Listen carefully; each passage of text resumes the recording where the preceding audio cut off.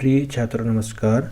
NCERT class 12th physics में आप सभी का स्वागत है आज के हमारे इस नए वीडियो लेक्चर में। और आज हम इस नए वीडियो लेक्चर में पढ़ने वाले हैं चुंबक की निरक्षीय स्थिति में किसी बिंदु पर चुंबकीय क्षेत्र की तीव्रता का व्यंजक ज्ञात कीजिए। अर्थात आज हम बात करने वाले हैं चुंबक के निरक्षीय स्थिति पे कोई भी एक बिंदु है, उस बिंदु पर हमें चुंबकीय क्षेत्र की तीव्रता का व्यंजक ज्ञात करना है।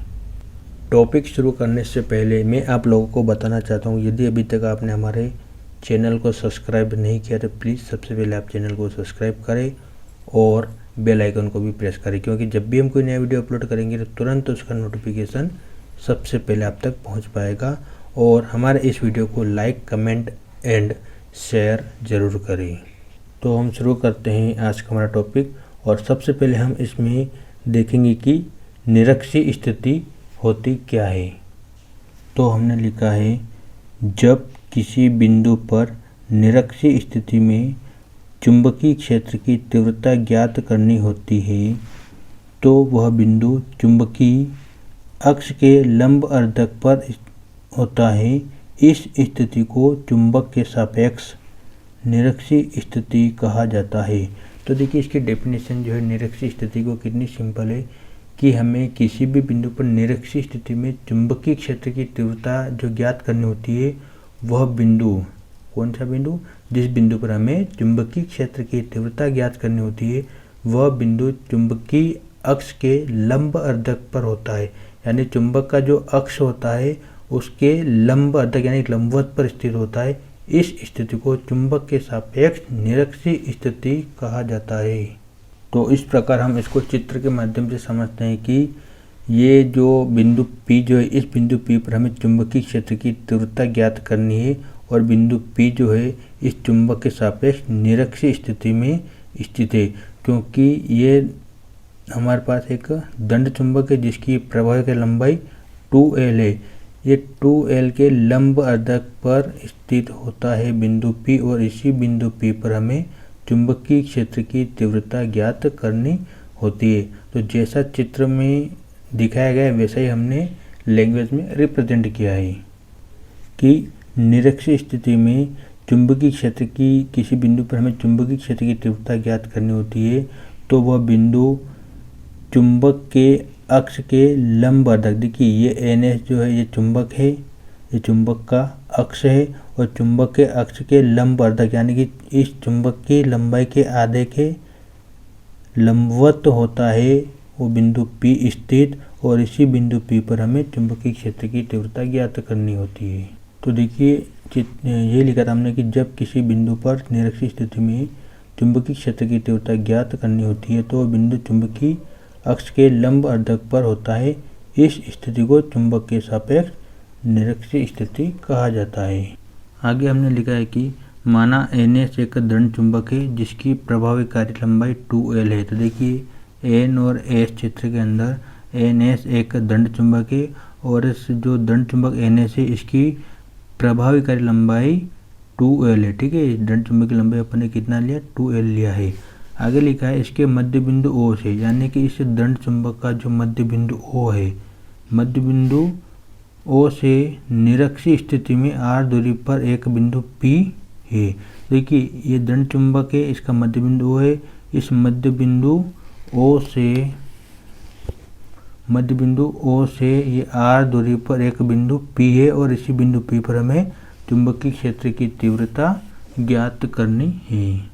तो लिखा आगे कि जिस पर चुंबकीय क्षेत्र की तीव्रता ज्ञात करनी होती है, यानी कि हमें बिंदु P पर चुंबकीय क्षेत्र की तीव्रता ज्ञात करनी है। आगे लिखा है कि उत्तरी ध्रुव N के कारण बिंदु P पर चुंबकीय क्षेत्र की तीव्रता। तो देखिएगा चित्र के अंदर कि ये उत्तरी ध्रुव N है, इस उत्तरी ध्रुव N के कारण इस बिंदु P पर चुंबकीय क्षेत्र की तीव्रता, और इस उत्तरी ध्रुव N के कारण बिंदु P पर जो चुंबकीय क्षेत्र की तीव्रता होती है इसको हम रिप्रेजेंट करेंगे B1 से। तो उत्तरी ध्रुव N के कारण बिंदु P पर चुंबकीय क्षेत्र की तीव्रता उसको हम रिप्रेजेंट करते B1 और ये इक्वल होता है μ0/4 पाई इंटू m और उत्तरी ध्रुव N से बिंदु P के बीच की दूरी के वर्ग की।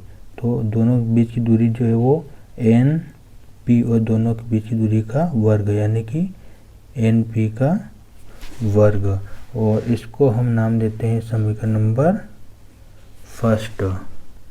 और इसी प्रकार हमने लिखा है कि दक्षिणी ध्रुव S के कारण बिंदु P पर चुंबकीय क्षेत्र की तीव्रता। तो चित्र में देखिएगा कि इस दक्षिण ध्रुव S के कारण इस बिंदु P पर चुंबकीय क्षेत्र की तीव्रता, और इसको हम रिप्रेजेंट करेंगे B2 के द्वारा।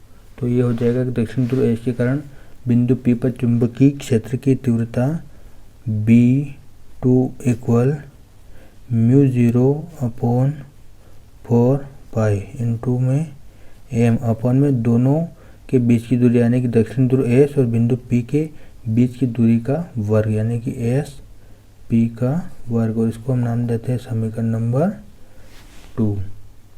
अब आगे हमने लिखा है क्योंकि NP बराबर SP यानी कि उत्तरी ध्रुव से बिंदु P जितना लंबाई होगा उसके बराबर होगा दक्षिणी ध्रुव से बिंदु P के बीच की दूरी, और इसको हम चित्र के माध्यम से समझते हैं। तो देखिए हमने लिखा था कि NP के बराबर है SP। तो देखिए ये भुजा जितनी लंबाई की होगी उतनी ही लंबाई की ये भुजा भी होगी, इसलिए हमने लिखा NP के बराबर SP यानी कि NP की लंबाई और SP भुजा की लंबाई बराबर होगी, क्योंकि ये जो अक्ष है एक चुंबक का अक्ष है और वो जो है ये इस चुंबकीय अक्ष का मध्य बिंदु है और लंबवत है यानी लंब अर्धक है, बिल्कुल लंब अर्धक है। इसलिए हमने इस पॉइंट से इस पॉइंट को मिलाया तो NP भुजा के बराबर लंबाई होगी SP की भुजा, इसलिए हमने लिखा NP इक्वल SP। तो देखिएगा यदि NP के बराबर SP हो तो हम यहाँ पर क्या करेंगे कि इस SP की जगह इस SP का मान NP रख देंगे, तो ये भी क्या बनेगा NP²। क्या करेंगे हम इस SP की जगह ये SP का मान रखेंगे NP, तो ये हो जाएगा NP²। तो देखिए समीकरण 1 और समीकरण 2 में दोनों का RHS पार्ट एक जैसा हो जाएगा, ये भी μ0/4 पाई m/NP² हो जाएगा और ये भी μ0/4 पाई m/NP² हो जाएगा, क्योंकि इस SP की जगह हम ये NP का मान रख देंगे तो इन दोनों समीकरण का LHS बराबर हो जाएगा। तो RHS बराबर हो जाएगा, तो दोनों समीकरण का LHS भी हम बराबर रख सकते हैं। तो इसलिए हम यहाँ पर रखेंगे कि अतः B1 बराबर B2 हो जाएगा। क्यों हो जाएगा कि NP बराबर SP हमने प्रूफ किया है, तो इस SP की जगह हम NP का मान रखेंगे, तो ये दोनों समीकरण 1 और समीकरण 2 का RHS पार्ट इक्वल हो जाएगा। अगर दोनों पार्ट इक्वल हो जाते हैं तो इनके LHS पार्ट को भी हम इक्वल रख सकते हैं। अब हम आगे देखेंगे कि हम पिछले क्लास यानी कि क्लास 11th में हम ये पढ़ चुके हैं कि कोई भी क्षेत्र यदि वह सदिश है तो वह क्षेत्र दो घटकों में विभाजित हो जाता है, और यहाँ पर भी हम बात करें चुंबकीय क्षेत्र और सदिश राशि है, इसलिए ये बिंदु P भी है। इन दोनों नॉर्थ ध्रुव और साउथ ध्रुव के कारण बिंदु P भी है, ये दो घटकों में विभाजित हो जाता है। अर्थात बिंदु P जो है ये क्षैतिज घटक और ऊर्ध्वाधर घटकों में विभाजित हो जाएगा। जैसे इस उत्तरी ध्रुव N के कारण जो बिंदु P है ये भी चुंबकीय क्षेत्र दो घटकों में विभाजित हो जाता है। ये हम देखेंगे कि कैसे इस उत्तरी ध्रुव N के कारण बिंदु P जो है ये दो घटकों में विभाजित होता है। एक घटक जो होगा वो ऊर्ध्वाधर घटक होगा और दूसरा घटक जो होगा वो क्षैतिज घटक होगा। तो उत्तरी ध्रुव N के कारण चुंबकीय जो क्षेत्र P है ये दो घटकों में विभाजित हो जाता है। तो ये हम देखेंगे कि ये हमने एक इस पॉइंट पर यानी कि हमने ये पॉइंट लिया था, यहाँ पर दो घटकों में इस उत्तरी ध्रुव के कारण वियोजित हो जाता है। तो ये बनेगा हमारे पास यहाँ पर B1 साइन थीटा और B1 कोस थीटा। ठीक है, ये उत्तरी ध्रुव एन के कारण जो चुंबकीय क्षेत्र की तीव्रता है ये दो घटकों में वियोजित होती है, B1 साइन थीटा और B1 कोस थीटा, और ये जो होता है इन दोनों घटकों का परिणामी हो जाएगा। इसी प्रकार दक्षिणी ध्रुव के कारण चुंबकीय क्षेत्र भी दो घटकों में वियोजित हो जाता है, यानी कि अब इस दक्षिण ध्रुव के कारण भी चुंबकीय क्षेत्र जिस पॉइंट पर हमें निकालना होता है ये भी दो घटकों में वियोजित हो जाएगा। तो इसका एक घटक बनेगा इधर B2 साइन थीटा और दूसरा इसी में बनेगा B2 कोस थीटा, और ये बनेगा इनका परिणामी B2 साइन थीटा और B2 कोस थीटा का परिणामी, और ये B1 साइन थीटा और B1 कोस थीटा का परिणामी, और इन दोनों के बीच में बनेगा ये थीटा कोण। तो इसी प्रकार हमने चित्र में भी ये बना के रखा हुआ है कि इस उत्तरी ध्रुव एन के कारण बिंदु P पर जो चुंबकीय क्षेत्र की तीव्रता होती है वो दो घटकों में वियोजित हो जाती है, B1 साइन थीटा और B1 कोस थीटा। इसी प्रकार दक्षिण ध्रुव एस के कारण जो चुंबकीय क्षेत्र P है ये भी दो घटकों में वियोजित हो जाता है, एक होता है B2 साइन थीटा और दूसरा होता है B2 कोस थीटा, और ये इन दोनों का परिणामी, और ये जो है B2 साइन थीटा और B2 कोस थीटा का परिणामी होता है। तो अब देखिएगा कि B1 साइन थीटा और B2 साइन थीटा ये एक दूसरे के विपरीत दिशा में है। क्या है? B1 साइन थीटा और B2 साइन थीटा एक दूसरे के विपरीत दिशा में, इसलिए एक दूसरे के प्रभाव को नष्ट कर देते हैं। तो इस प्रकार हमारे पास जो बिंदु P पर जो परिणामी तीव्रता बचेगी वो हो जाएगी B1 कोस थीटा प्लस में B2 cos theta. B1 sine theta और B2 साइन थीटा एक दूसरे के विपरीत दिशा होने के कारण एक दूसरे के प्रभाव को नष्ट कर देते हैं।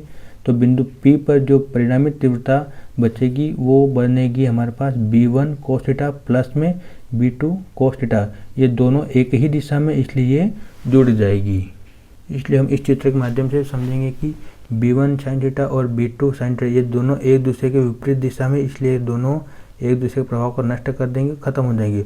लेकिन इस बिंदु P पर जो परिणामी तीव्रता बचेगी इन दोनों की दिशा एक ही है, इसलिए B1 कोस थीटा और B2 कोस थीटा ये दोनों ऐड हो जाएंगे।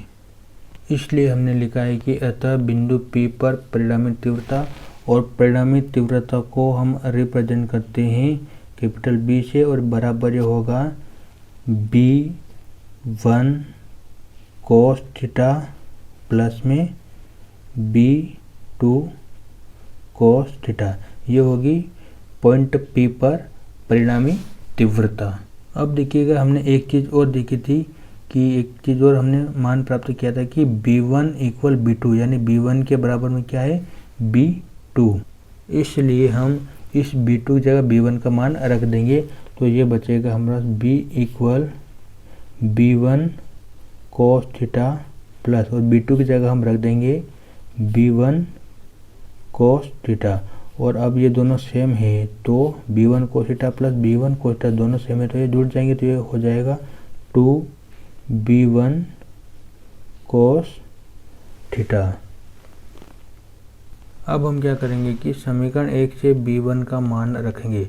जो हमने समीकरण 1 से B1 का मान निकाल के रखा है वो हम यहाँ पर रख देंगे। इस प्रकार मान रखने के बाद B इक्वल 2 चल रहा है। B1 की जगह समीकरण 1 से हमने मान रखा है μ0/4πm/np², और कोस थीटा ऐसा ही चल रहा है। यहाँ से हमने समीकरण ए से B1 का मान लिया था μ0/4πm/np², ये मान हमने वहाँ पर रखा है, और इस प्रकार हम इसको नाम देते हैं समीकरण नंबर 3। अब हम क्या करेंगे, चित्र के माध्यम से np² और कोस थीटा का मान निकाल के इस समीकरण 3 में रखेंगे, और वही हमारा फाइनली व्यंजक होगा निरक्षीय स्थिति पर बिंदु P पर चुंबकीय क्षेत्र की तीव्रता। आगे हमने लिखा है कि अब समकोण त्रिभुज PON में, तो चित्र में देखिए समकोण त्रिभुज PON, यानी कि हम अब बात करेंगे इस समकोण त्रिभुज में। समकोण त्रिभुज क्यों है कि ये अक्ष और ये बिंदु O से P जो है लंबवत है, इसलिए यहाँ पर 90 डिग्री कोण बनाएगा, तो ये हो जाएगा लंबवत। ठीक है, तो हम अब बात करेंगे समकोण त्रिभुज PON के बारे में, और हम इसमें समकोण त्रिभुज PON में हम लगाएंगे पाइथागोरस प्रमेय। और पाइथागोरस प्रमेय जो है कर्ण का वर्ग बराबर लंब का वर्ग प्लस में आधार का वर्ग।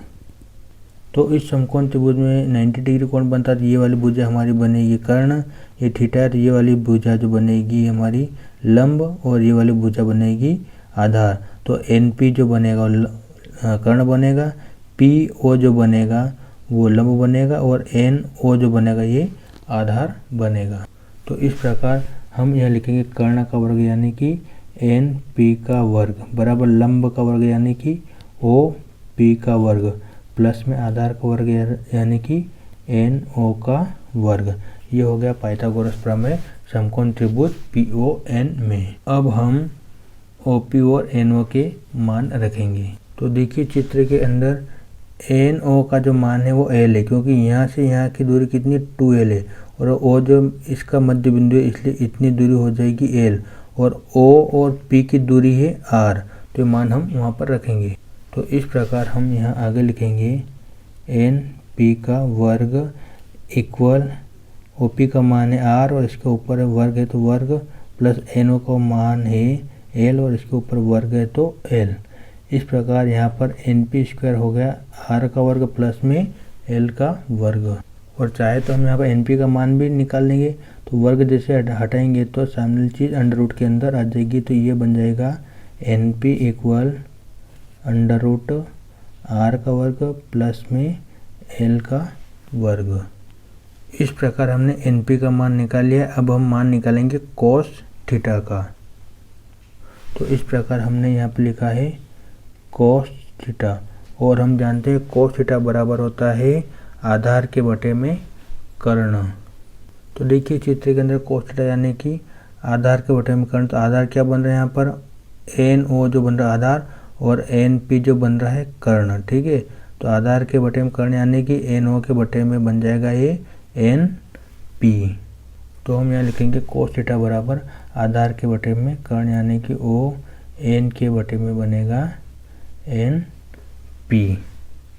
अब हम जानते हैं ON का मान कितना होता है L, तो आगे हम लिखेंगे कोस थीटा, और इस ON की जगह हम रख देंगे L, और NP की जगह हम ये NP का मान रख देंगे अंडर रूट R का वर्ग प्लस में L का वर्ग। ठीक है, हमने क्या किया ON का मान रखा L और NP का मान रखा है जो भी निकाला था NP equal under root R का वर्ग प्लस में L का वर्ग, तो ये मान हमने यहाँ रख दिया है। आगे हमने लिखा है कि उपरोक्त मान को समीकरण 3 में रखने पर, यानी कि जो NP का मान जो है और जो कोस थीटा का मान जो निकाला हमने, इन दोनों मानों को हम समीकरण नंबर 3 में रखेंगे। यानी कि NP की जगह ये NP का मान रखेंगे और इस कोस थीटा की जगह ये कोस थीटा का मान हम रखेंगे।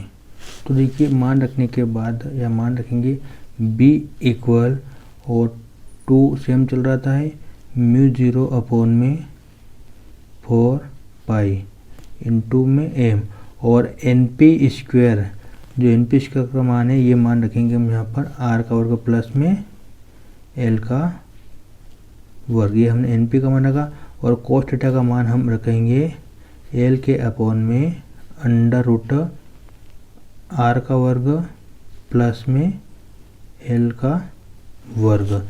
ये मान हमने इस समीकरण नंबर 3 में रखा है। NP की जगह NP स्क्वायर की जगह ये NP स्क्वायर का मान रखा है, और इस कोस थीटा की जगह हमने इस कोस थीटा का मान ये रखा है यहाँ पर। इस प्रकार हमारे पास ये एक नई समीकरण बनी है। अब हम क्या करेंगे आगे कि B इक्वल μ0 अपॉन 4 पाई को ऐसा लिखा, और 2ml को एक साथ लिख देंगे अब ऊपर, तो 2ml। ठीक है, 2ml को एक साथ लिखा है, और यहाँ पर लिखते हैं हम इसको सेम आर स्क्वायर प्लस में एल स्क्वायर, और जो अंडर रूट को इसको हम ऐसे भी लिख सकते हैं कि आर का वर्ग प्लस में एल का वर्ग और इसकी पावर 1/2। ठीक है, अंडर रूट को हमने इसको इस रूप में लिख दिया है। आगे इसको सोल्व करेंगे तो ये बनेगा b इक्वल μ0/4 पाई। और अब देखिएगा यहाँ पर कि चुंबकीय आघूर्ण जो होता है वो होता है m इक्वल यानी capital M equal small m into 2l।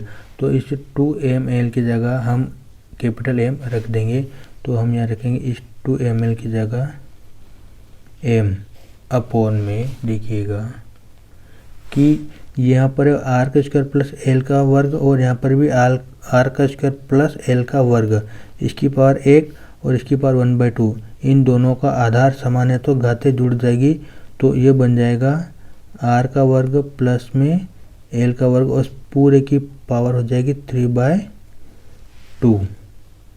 हमने क्या किया है कि इसकी पावर 1 होती है और इसकी पावर हमने 1/2 की। इन दोनों का आधार समान है तो घातें जुड़ती है, तो यहाँ पर 1 और प्लस 1/2 इन दोनों घातों को जोड़ेंगे तो ये हो जाएगा 3/2। तो फाइनली हमारे पास जो बना है b इक्वल μ0/4 पाई m अपॉन में आर का वर्ग प्लस एल का वर्ग और पूरे का पावर 3/2। आगे हमने लिखा है कि r की तुलना में l का मान बहुत कम है, अर्थात l less than two less than r, यानी कि l का जो मान है इस r की तुलना में बहुत कम है, इसलिए हम इस l को नगण्य मान लेते हैं, यानी कि 0 के समान इसको मान लेते हैं। तो यहाँ पर यदि इसको हम 0 या नगण्य मान लेते तो ये समाप्त हो जाएगा। तो हमारे पास यहाँ पर बचेगा b इक्वल μ0/4 पाई और अब ऊपर चल रहा है कैपिटल M। अब ये हो जाएगा 0, तो हमारे पास यहाँ पर बचेगा आर स्क्वायर इंटू में 3/2। अब देखिए इस 2 से ये 2 कैंसिल हो गया, तो अब हमारे पास यहाँ पर बचा है b इक्वल μ0/4 पाई और m के अपॉन में r की पावर 3। और क्योंकि हम ये जो चुंबकीय क्षेत्र की तीव्रता जो निकाल रहे हैं ये निरक्षीय स्थिति में निकाल रहे हैं, इसलिए यहाँ पर b के नीचे लिखेंगे हम निरक्षीय इक्वल μ0/4 पाई m इंटू r, और इसका जो मात्रक होता है वो टेस्ला होता है। और यही जो व्यंजक है ये किसी बिंदु P पर जो निरक्षीय स्थिति में स्थित है उसका चुंबकीय क्षेत्र की तीव्रता होती है μ0/4 पाई m अपॉन r की पावर 3। जो हमने क्वेश्चन पढ़ा आज का बहुत ही इम्पोर्टेंट है, आप इसको अच्छे से रीड आउट करिएगा और वीडियो को लाइक कमेंट एंड शेयर ज़रूर करिएगा। जय हिंद, जय भारत।